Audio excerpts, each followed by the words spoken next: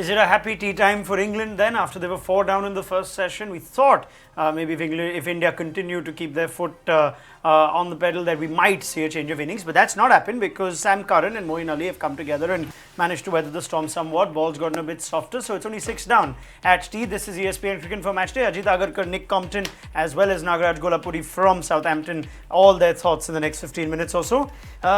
How do we sum that session up? India still happy to pick up 2 wickets, or would you like to see just a little more penetration instead of a partnership? No, I think India would be still happy relatively. I think England a little bit happier going into that tea, but India have got 6 wickets down. I think obviously, like you said, the ball's gotten a little bit softer.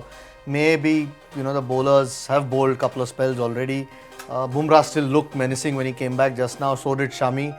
The other bowlers maybe need to then step up a little bit. Maybe even just take a backseat, play a supporting role. I think Hardik Pandya was trying too hard to get a wicket, which shouldn't really be his role.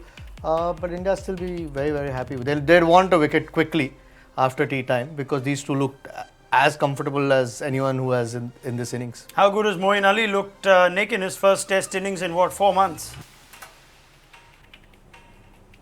Yeah, he looks very calm, doesn't he? He looks quite assured. I thought he's left well. He's waited for the bad balls. And this little partnership's been really good to watch. I think in all these kind of games, you might get a flutter of wickets in the first session. You do expect some sort of a partnership to develop. It's cricket. It's what happens in Test cricket. The ball has gone a bit soft. So I'm not surprised England have managed to get a few runs. I think from India's perspective, they've looked very menacing. They've been incredibly impressive. There's no doubt they've kept coming all day from both ends, and it's been a long time since we've said that about an Indian seam attack, so been very impressive. They've got to be patient, there's no doubt. They've got to be patient, allow Moeen Ali's attacking flair to potentially offer a chance post-tea. They just need to settle themselves down, and from England's point of view, if they can get over 200s or get up to 180, 190 and the ball keeps swinging, then James Anderson will be licking his lips. Yeah, I mean, it seems like if this pitch is going to continue to test, the ball's going to move. It could very well be that kind of game where fine margins, 120, 180, 200,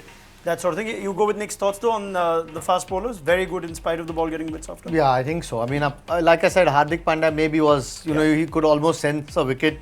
Was a little bit too aggressive, but apart from that, you couldn't fault anyone. I mean, Shami bowled another great spell. So did Bumrah coming back for those few overs. Ishan's been consistent. So, yeah, Ashwin possibly could just bowl a bit more conventional, just bowl a lot more off spinners because every time he sort of bowled a little bit slower, tossed the ball, the batsmen, weren't quite sure whether to defend or leave the ball. So, I thought he tried a little bit too much in that little spell of his.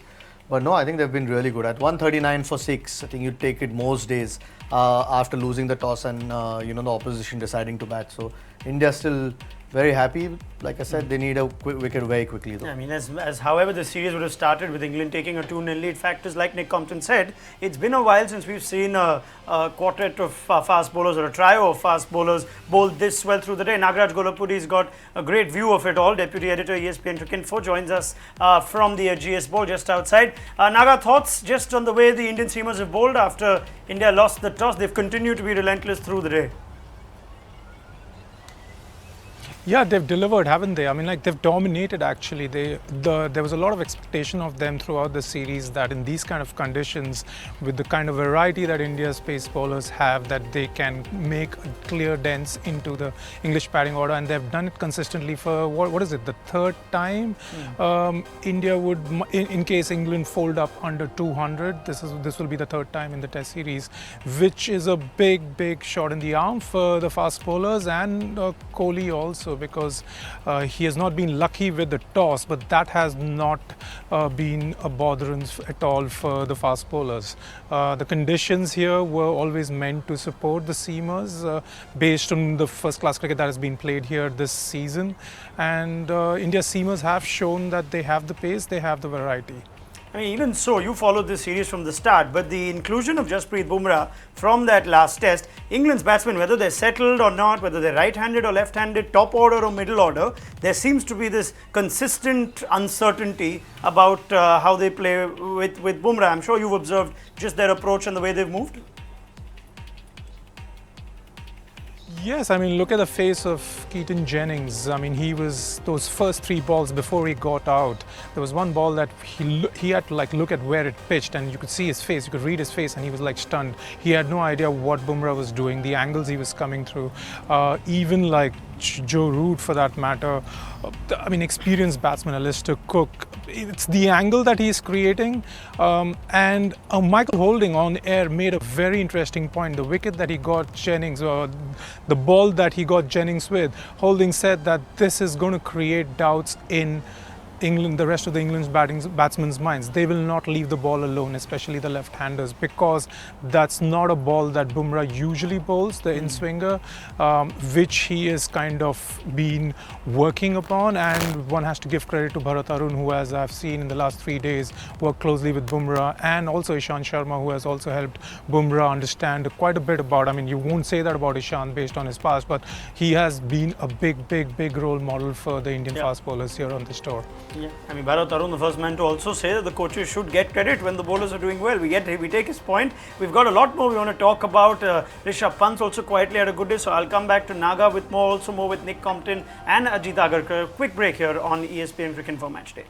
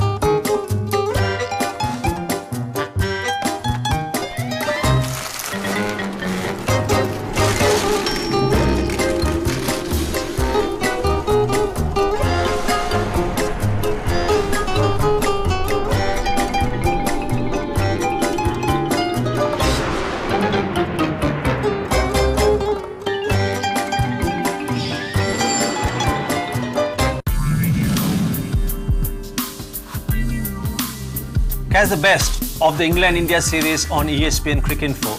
Match highlights, clips and the best moments. Download the app now for a better experience.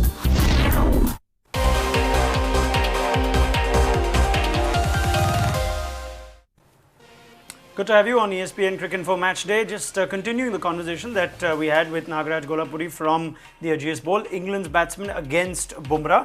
And in spite of the troubles that he caused early on the wicket of Keaton Jennings, Ajit, that we spoke of, Moeen Ali, in spite of playing his first test innings, has sort of been more sure about playing him. Yeah, they just, I mean, I'm sure the ball getting a little bit older has helped bowlers maybe a touch tired than what they were this morning. But these two have looked positive. I mean, Karan, since he's come, a couple of the shots that he played on the back foot or drove through the covers just look sure of how to approach. You could say bowlers have a little bit less pressure when they approach batting, but they've looked comfortable. And maybe that's a lesson for England as well. Somehow get to that 35-40 over mark without losing 6 wickets, and it might help their case. I mean, I heard Nasser Hussain on air, Nick, make the point, sometimes England too guilty of playing too many shots at the top of the order, and then sometimes guilty of not playing enough shots. So this approach from Karan and Moeen Ali, what a result of the top order failing to have a crack, or they've played it well on merit, you think? You know what it's like, Gaurav. You can never please the press, can you? So it's a tough job being a top order batter in England, that's for sure. But yeah, look, I think that it has been a combination, of course, of getting through that new ball. Bowlers a little bit tired, and you've got two quality players. You know, I think we should talk about Sam Curran as a cricketer. I mean, 20 years old, got left out, having been man of the match, come back in. And my word, does he look a very compact little cricketer. I mean, it's very, very early days, but you could almost see him opening the batting at some point, can't you? I mean, his technique looks quite nice. He hits the bad ball. He's quite stylish. But I do think that there's the makings of a good batting all-rounder there for sure. Yeah, I mean, let's speak a little more about Karan.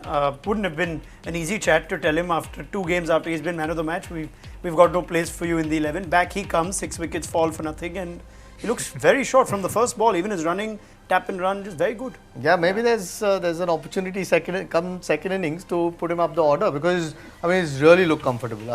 It could be a combination again, of the afternoon session, maybe things quietening a little bit. But he's done that in that first test, which he kind of won England that test by that innings that he played in the second innings. But yeah, just looks confident about his game, very sure about his game, and for someone so young, it's always a positive sign. That bodes well for Sam Curran. Let's talk a bit about what Ajit teased just a little earlier on the show. Ashwin, the use of Ashwin. We didn't know how much spin would come into this. We're all assuming or expecting for spin to play a part later in this test. From what we've seen, the slower he tends to bowl, that much more turn that he's getting. But he's not bowling that boring one line that you want him to bowl. Yeah, I mean, ideally, look, I know he knows his bowling quite well. He started that way in that first test, just bowling conventional off spin. You could see even today, whenever he bowled a little bit slower, he got a bit more bounce as well off the surface. It's a bit on the slower side, so every time you push it through, even if the batsman's beaten, there is enough time to adjust. The one that he floats, which comes into the left-hander, maybe is better served for a little while at least, because it's not as if every time he's tossed up, the batsmen have gone after him. They've actually been very watchful every time he's done that, when he's bowled a little bit slower. When you have a 300 plus test wicket bowler, Nick, sometimes hard to go tell him, why can't you just bowl the same ball? You tend to leave the craft to the man himself. But has Ashwin been guilty of just trying too much in this session from what you've seen? Yeah, I think so, definitely. I was actually thinking about potentially the captain speaking to him at tea time, or even the coach, and just having a quiet word, just saying, look, from the bench and from what we're watching, maybe just pull your speed back a little bit, try and be a little bit more conventional. You can't blame him, probably trying to get into the wickets and trying to contribute. It's difficult in England as a spinner. Sometimes you don't get the opportunity as much as you would like. But this role now, he has to give his fast bowlers a bit of a breather and go for as few runs as possible. That's what he needs to focus on. The wickets come, but I totally agree with Ajit. I think he has tried a little bit too much, and there's a lot to be said for a spinner bowling repetitive balls time and time again on a spot, and I think he's a good enough bowler as an off-spinner to get the wicket. All the seamers bowling very well. How would you manage things now? It's about 140. You don't want England to get away 200 plus. Start with both seamers and rotate the three seamers to try and get this job done now after tea? Yeah, without a doubt. I think the breaks come at the right time for India. Maybe sometimes you always will get a partnership at some stage of the innings. I mean, as a bowling unit, you hope you don't, but if there is one, the breaks come at the right time. But your two best bowlers have to go straight, even if it's for a shortish spell, and even if you're a little bit tired, because if you get one wicket, then there's Rashid, then Anderson and Broad. So they need that one wicket quickly. I think Bumrah and Shami would be the guys I would go to straight after tea. At times, these sort of situations can frustrate a captain, Nick, after he's done all the hard work in the morning. But as captain now, Virat Kohli tends to sometimes get worried between how much to attack and maybe put a man back. We saw that in the Hardik Pandya over that went for 15. How would you go about it? Yeah, I think there was just a case in the last 15-20 minutes where potentially India bowled a few wide deliveries. Moeen Ali and Sam Curran, most left-handers, very good when it's wide. Potentially having a point out in the boundary just to make sure that that loose ball doesn't go for four. But I think what Virat's got to say to his players at tea time is we're in an incredible situation here. We've been put in to bowl. They've won the toss and we've got them in a great position. We need to just be patient. Guys, don't chase it. Keep running up, hitting your lengths. It might be shorter spells now, but when you come on, I just want you to keep it tight. The wickets will come. I think it's so easy to chase the score, and I think that would really lead into the likes of Moeen Ali and Sam Curran, who like anything loose. Might we spend a couple of minutes to talk about how India or the generally play has been taking a couple of minutes in between balls? We've only got 50 overs in 2 sessions. What's going on? Ajit Agarkar, if you were the match referee, would you be a bit annoyed right now? Yeah, I mean, hopefully Virat doesn't have demerit points against his name. You don't want Virat Kohli missing a test for India at this stage. So yeah, but that's quite slow. I mean, I know the seamers have been doing bulk of the job through the course of the day, but 9 overs behind at this stage? You could understand 3 or 4 overs. Yeah. 9 overs is quite short. I mean, that half an hour is going to be used tonight. It's just these modern day cricketers, the Nick Compton kinds, they just don't like to get a move on, do they? Take your time. I mean, you're taking wickets.